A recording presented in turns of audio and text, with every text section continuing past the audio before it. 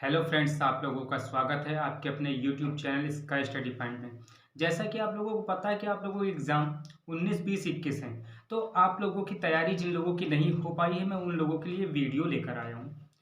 इस वीडियो में मैं आपको वो तरीका बताऊंगा जिस तरीके से आप पूरी पुस्तक को पढ़ करके और बहुत कम समय में ज़्यादा से ज़्यादा अंक वो प्राप्त कर सकते हैं। तो चलिए देखिए कैसे हम लोग इसकी शुरुआत करेंगे। तो जैसे पहला चैप्टर है आप लोगों का शिक्षा की संकल्पना, अर्थ एवं महत्व। तो देखिए आपको इसमें क्या पढ़ना है कि शिक्षा की परिभाषा क्या है। तो यहाँ पर एक दो जो है प्रोफेसर हैं, उनके अनुसार शिक्षा की हम लोग जो है परिभाषा को पढ़ सकते हैं। जैसे हम लॉज के अनुसार परिभाषा अगर पढ़ें तो उन्होंने क्या बताई थी कि सीधे सीधे उन्होंने बोल दिया जीवन शिक्षा है और शिक्षा जीवन है। तो देखिए अगर इस तरीके से आप कॉपी में लिखेंगे शिक्षा तो ज्ञान देती है हमें, तो ये भी एक परिभाषा हो गई। लेकिन इसके साथ साथ प्रोफेसर लॉज के अनुसार जीवन शिक्षा शिक्षा जीवन है, ये लिख देंगे तो आपको बहुत अच्छा नंबर मिलने वाला है। तो इसी प्रकार से एक दो परिभाषाएं और हैं, जैसे अरस्तु हो गए और प्लेटो। इनसे संबंधित कोई भी परिभाषा पढ़ती है आप उसको अच्छे से याद कर लीजिए, क्योंकि पेपर में ज्यादातर इनसे संबंधित परिभाषाओं को पूछा जाता रहा है। इनसे संबंधित परिभाषाओं को पूछा जाता रहा है। तो देखिए पहले चैप्टर से आप लोगों को शिक्षा के बारे में पढ़ना है। तो वैसे भी शिक्षा के बारे में आप लोग काफ़ी कुछ जानते हैं, लेकिन आपको लिखना कैसे है और कैसे अच्छे से अच्छे अंक अर्जित किए जा सकते हैं, इसके बारे में हम पूरी जानकारी आपको देंगे। बस वीडियो पे आप बने रहिएगा। देखिए अब हम पूरी 17 चैप्टर की जो बुक है इसको हम पूरी इसी वीडियो में कवर कर देंगे और पूरी कंप्लीट तैयारी बता देंगे आपको कैसे करना है। तो देखिए पहले चैप्टर में मैंने जैसा बताया कि शिक्षा का आपको अर्थ समझ लीजिए। देखिए शिक्षा का अर्थ दो प्रकार से हो सकता है। एक शिक्षा का अर्थ जो हमारे पढ़ने लिखने से संबंधित हुआ, और दूसरा एक व्यापक अर्थ है। शिक्षा कभी ना खत्म होने वाली एक ऐसी प्रक्रिया जो जीवन भर चलती रहती है, व्यक्ति हमेशा सीखता रहता है, लेकिन अगर वो चाहे तो बीच में ही खत्म कर सकता है। तो ये एक औपचारिकता हो गई एक तरीके से।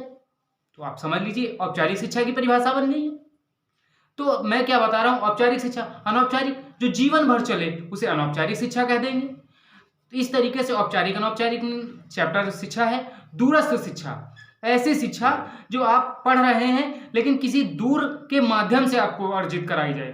कहने का मीन्स हो गया समाचार पत्र से आपको कोई जानकारी मिल रही, जीके वगैरह, ये दूरस्थ शिक्षा में आएगी।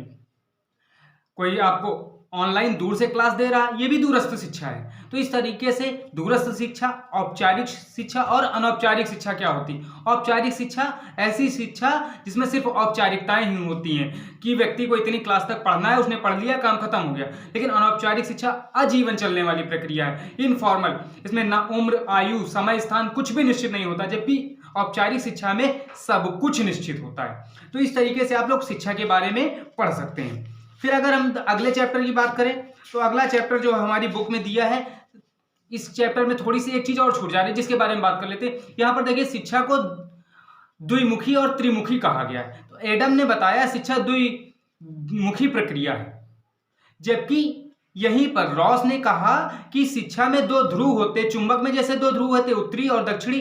तो उस तरीके से देखा जाए शिक्षा कैसी हो गई, द्विध्रुवी हो गई। और त्रिमुखी प्रक्रिया यानी कहने का मीन्स हो गया, यहां पर आपके एक प्रोफेसर हैं जॉन डीवी, इनका बहुत प्रसिद्ध सिद्धांत है कि शिक्षा एक त्रिमुखी प्रक्रिया है। इसमें बालक, अध्यापक और उसके साथ साथ पाठ्यक्रम को सम्मिलित किया जाता है, जबकि रॉस ने और एडम्स ने दो ध्रुव बताए, एक बालक और एक अध्यापक। तो इस तरीके से जो है शिक्षा को पूर्ण किया जा सकता है। यानी आप समझ सकते हैं कि बिना बालक के और बिना अध्यापक के शिक्षा पूर्ण नहीं हो सकती। तो यानी जबकि जॉन डीवी ने क्या बताया, इसमें तीन ध्रुव होते हैं। कौन से तीन ध्रुव हुए, बालक, अध्यापक और पाठ्यक्रम।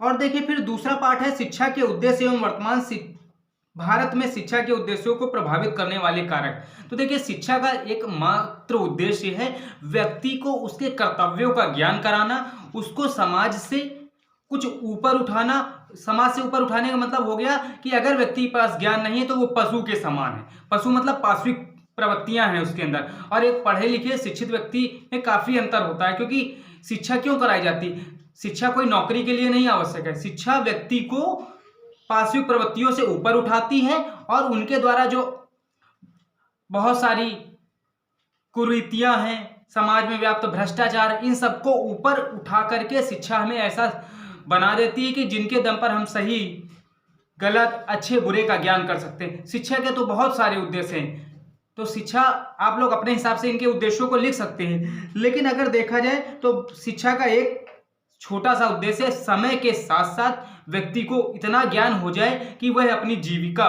और समाज में अच्छे से निर्वहन कर सके। यही शिक्षा का मुख्य उद्देश्य हो गया। फिर अगर हम बात करें शिक्षा के प्रकार, अभी मैंने थोड़ी देर पहले बताया 3 प्रकार की, एक औपचारिक, अनौपचारिक और जो है दूरस्थ शिक्षा, ये हो गई। फिर हम अगले चैप्टर की बात करते हैं, चैप्टर नंबर 4, प्रारंभिक शिक्षा की पृष्ठभूमि। तो हम आपको बताना चाहेंगे, ज्यादा कुछ नहीं है इसमें। आप वैदिक काल देख लीजिए, वैदिक काल में गुरु और शिष्य के माध्यम से शिक्षा दी जाती थी, यानी बच्चे गुरुकुल में रहते थे। उस समय देखिए आय का साधन कुछ था नहीं, तो शिष्य क्या करते होंगे आप खुद सोचिए, कुछ नहीं, गुरु के लिए सारा दिन कार्य करना, यानी गुरु की सेवा में कार्य करना। एक तरीके से कौन कौन से कार्य हो सकते हैं, जैसे गुरु की गायों को चराना, गुरु के लिए नहाने के लिए जल लाना इत्यादि, ये सारी चीजें करते होंगे।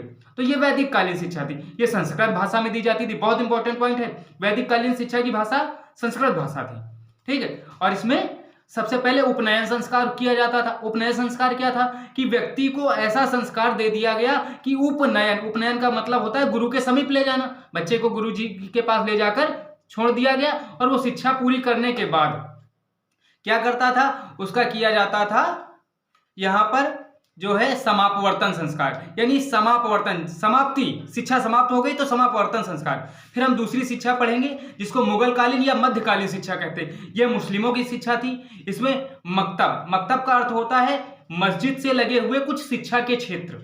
मैंने क्या बताया, मकतब मतलब मस्जिद से लगे हुए कुछ शिक्षा के क्षेत्र। और इन क्षेत्रों में क्या होता था कि स्कूल के आसपास की सुविधाएं मिल जाती थी, बच्चे पढ़ लेते थे, और ज्यादा कुछ नहीं था, इनमें मौलवी साहब पढ़ाते थे। फिर उन्हीं में एक मदरसा आई, मदरसा का संबंध उच्च शिक्षा से था। तो पेपर में कभी कभी पूछ लेते हैं मदरसा का संबंध किससे था, उच्च शिक्षा से था। और जो है मकतब क्या थे, तो ये है मदरसा में जो दरस शब्द आया, इसका वास्तविक अर्थ परस होना चाहिए, किताबों में गलत लिखा हुआ है, तो इसको आप लोग थोड़ा सा ध्यान दीजिएगा। परस जो है ये फारसी भाषा का शब्द है।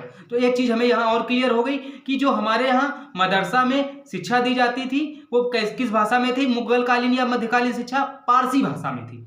इसके बाद आई बौद्धकालीन शिक्षा।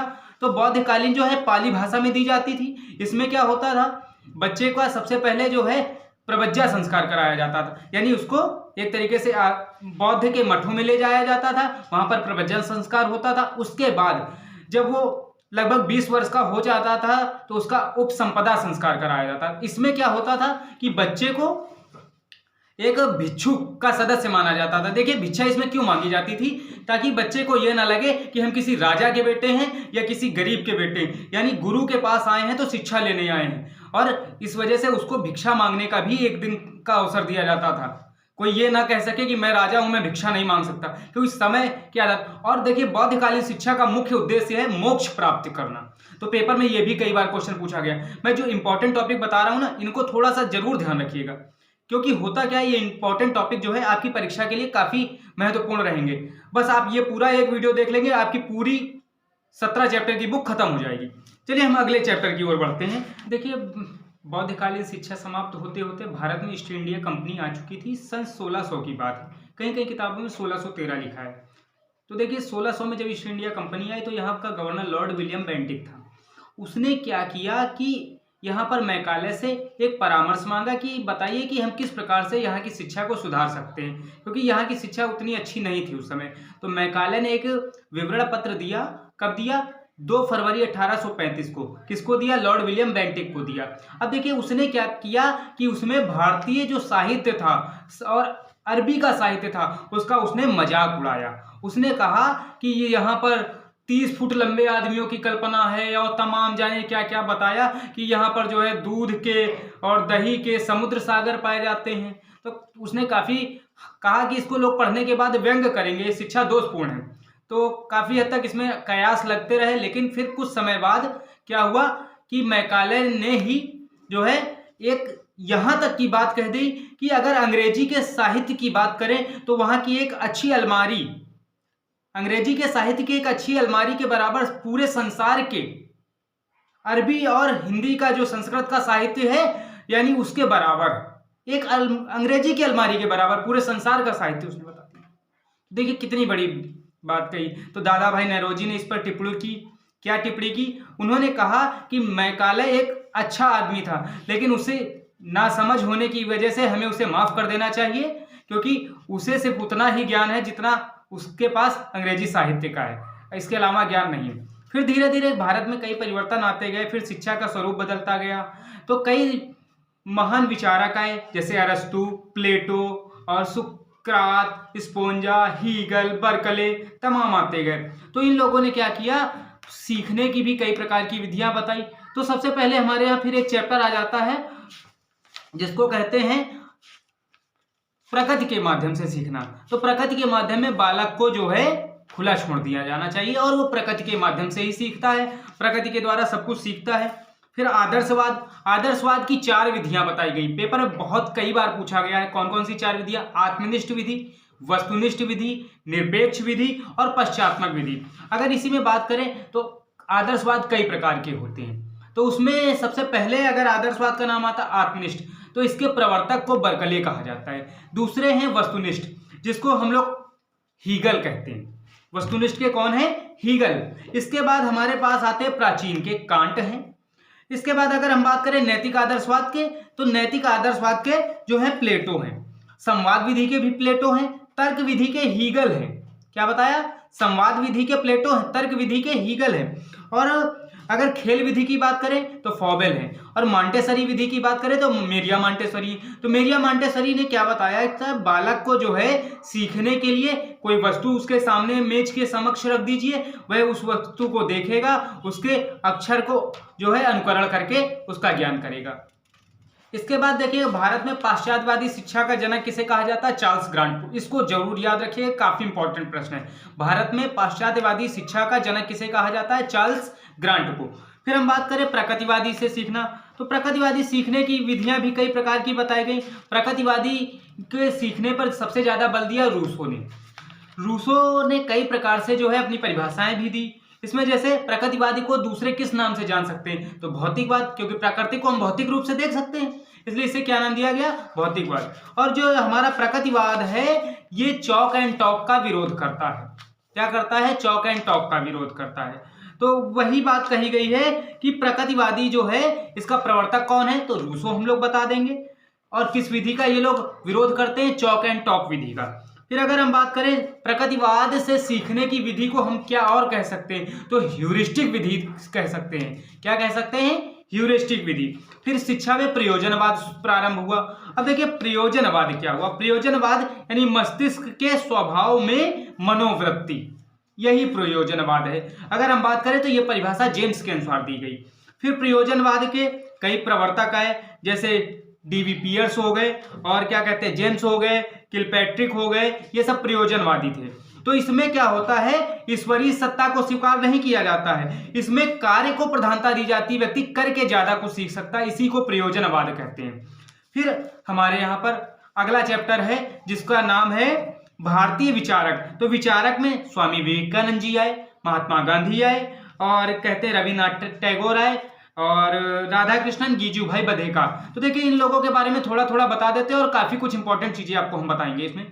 तो सबसे पहले अगर महात्मा गांधी की बात करें तो उनका मेन उद्देश्य था बालकों को इतनी शिक्षा दे दी जाए कि वो अपना जीवन यापन कर सके। उन्होंने कहा बालक को जो शिक्षा दी जानी चाहिए वो बेसिक शिक्षा यानी बुनियादी शिक्षा दी जानी चाहिए, ताकि उसको सीख कर वो इस काबिल बन सके कि अपनी आजीविका चला सके। जबकि स्वामी विवेकानंद जी ने क्या कहा था? चरित्र निर्माण, व्यक्ति निर्माण, मनुष्य निर्माण के लिए जो आवश्यक होता है उसे ही वास्तविक शिक्षा माना जाएगा। देखिए इसके बाद राधा कृष्णन आयोग आया। इस आयोग को जो है विश्वविद्यालय आयोग भी कहा जाता है। ये कब आया था? 4 नवंबर 1948 को। तो उन्होंने बताया कि विश्वविद्यालय में जो है जो बहुत सारी कमियां हैं इनको दूर करना चाहिए। दूर करने के लिए उन्होंने कई सुझाव दिए और अपनी प्रतिक्रियाएं दी। तो देखिए कौन कौन सी कमियां हो सकती? पहली बात शिक्षक की कमी, पढ़ाने का तरीका, विद्यार्थियों को उचित सुविधाओं का अभाव, यही सब कमियां हैं जो आप लोग लिख सकते हैं। फिर देखिए क्या हुआ कि जब राधा कृष्णन आयोग हो चुका तो इसके बाद दूसरा आया मुदालियर आयोग। तो मुदालियर आयोग कब आया? यह 1952 में आया।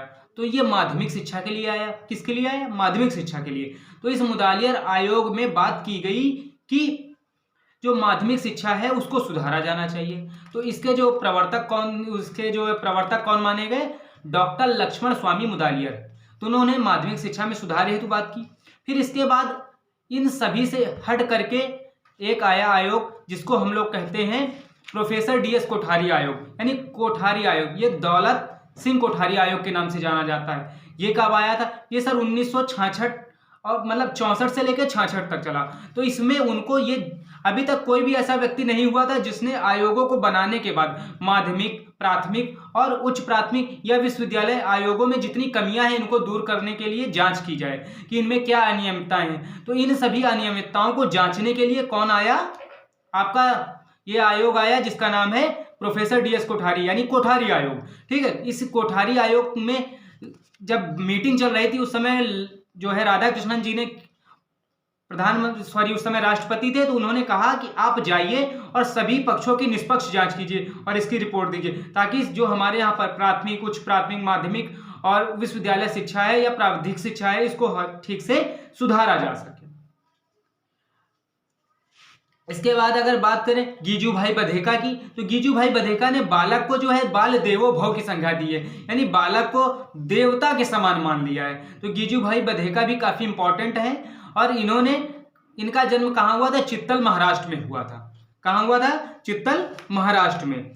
और सत्यम शिवम सुंदरम की धारणा रविन्द्रनाथ ठाकुर जी ने दी थी और इनका जन्म जो है इन्होंने शांति निकेतन की स्थापना सन 1990 में बोलपुर में की थी। कहाँ की थी? सन 1990 में बोलपुर में। यह भी काफी इंपॉर्टेंट प्रश्न रहेगा आपकी परीक्षा की दृष्टि से।